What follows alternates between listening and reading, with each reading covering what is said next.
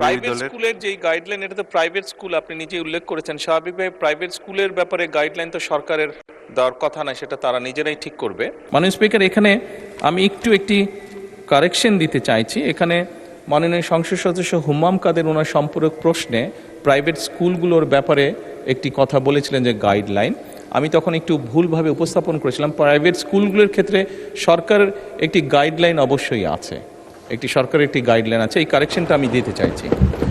সেই গাইডলাইনের ভিত্তিতেই তারা পরিচালনা করে থাকে। এখানে মাননীয় সংসদ সদস্য ওনার যদি কোনো বিষয় থাকে এখানে উনি অ্যাড করতে চান, উনি যদি নোটিশ আনেন, তাহলে আমরা সেই গাইডলাইনের ভিত্তিতে সেটি পর্যালোচনা করে দেখতে পারি। মাননীয় প্রধানমন্ত্রীর কাছে আমার প্রশ্ন ছিল, দেশের সকল প্রাথমিক বিদ্যালয়ের শিক্ষকদের ইংরেজি বিষয়ের উপর প্রশিক্ষণের ব্যবস্থা গ্রহণ করা হবে কিনা, হলে কবে নাগাদ করা হবে?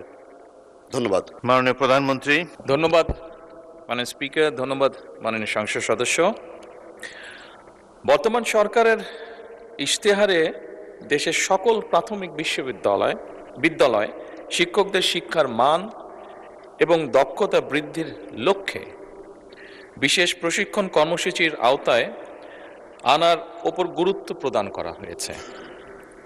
বর্তমানে প্রাথমিক বিদ্যালয়গুলোতে মোট শিক্ষকের সংখ্যা 3,76,489 জন।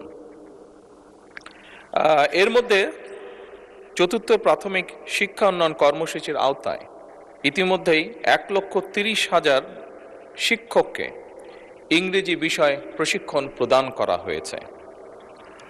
মাননীয় সংসদ সদস্য, আপনি জেনে আনন্দিত হবেন যে আগামী 1 জুলাই 2026 হতে 5 বছর মেয়াদী পঞ্চম প্রাথমিক শিক্ষা উন্নয়ন কর্মসূচি সরকার শুরু করতে যাচ্ছে এবং এই কর্মসূচির মাধ্যমে অবশিষ্ট যে শিক্ষকবৃন্দ আছেন তাদেরকেও ইংরেজি বিষয়ে শিক্ষা প্রদানের পরিকল্পনা বর্তমান সরকারের রয়েছে। ধন্যবাদ মাননীয় স্পিকার। মাননীয় সংসদ সদস্য জনাব হুম্মাম কাদের চৌধুরী একটি সম্পূরক প্রশ্ন করতে পারেন। মাননীয় স্পিকার, আপনাকে ধন্যবাদ মাননীয় প্রধানমন্ত্রীকে আমার প্রশ্নের জবাব দেওয়ার জন্য।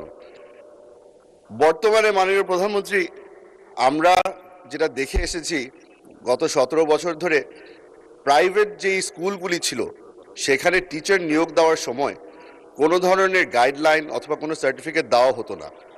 আপনাদের কি কোনো উদ্যোগ হবে যে নতুন টিচার নিয়োগ দেওয়ার সময় প্রাইভেট স্কুলের জন্য তাদেরকে কোনো ধরনের সার্টিফিকেশন অথবা কোনো নতুন গাইডলাইন দেওয়ার? ধন্যবাদ। মাননীয় প্রধানমন্ত্রী।